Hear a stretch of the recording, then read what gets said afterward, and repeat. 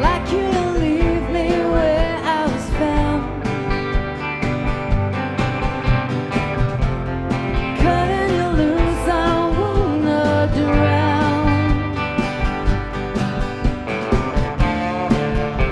So my first album was really sort of peachy, girl next door, contemporary folk, and then a whole lot of bad stuff happened. As a songwriter, I suppose your natural response is to write about what's happening and pray that no one ever hears what you've written.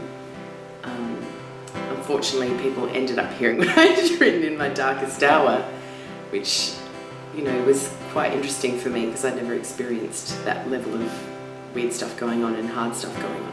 So to write about it, from going from this really vanilla sort of pop stuff and acoustic stuff to something that was quite dark, was really interesting. But I thought, stuff it, just go along for the ride, see what happens. And watch you burn, burn, burn, burn, baby, burn. And watch you burn, burn, burn down to my feet. So when I teamed up with my band and we started rehearsing the songs, they just jumped on board with the dark element. But what they brought to me was, I guess you'd call that underlying thread of hope. So we sort of had dark subject matter, but the songs weren't all dark and in minor keys. They were sort of had uplifting choruses and really good hooks. And so yeah, while it is dark, it definitely has a vein running through it of hope. She's particularly beautiful tonight.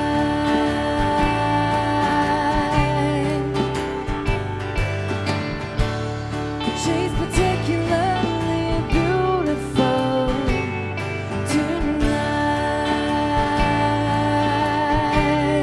We had David Marino on piano accordion, Jamie Harrison on upright bass, Steve Pedersen on electric guitar, banjo, mandolin and lap steel. We had Mel Horsman on drums and Nikki Ross on keys, and also Emma Dean on fiddle. She guested on fiddle for the night. So yeah, it was this great mix of musicians, all with really different abilities and really different styles coming together for this one album and then this one show.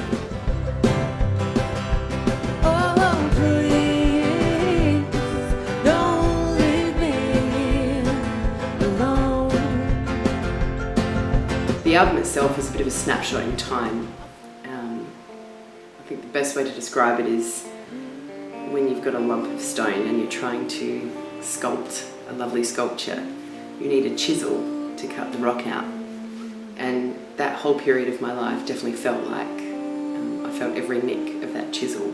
But when I came out at the other end, I really felt like I was much more beautiful than I was when I started, and much more grounded and much more real. So that's what the album was.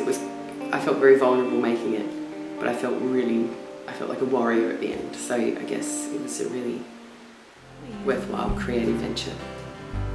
Maybe I will take you back. Maybe you'll cut me some slack. Maybe some things are just better left undone.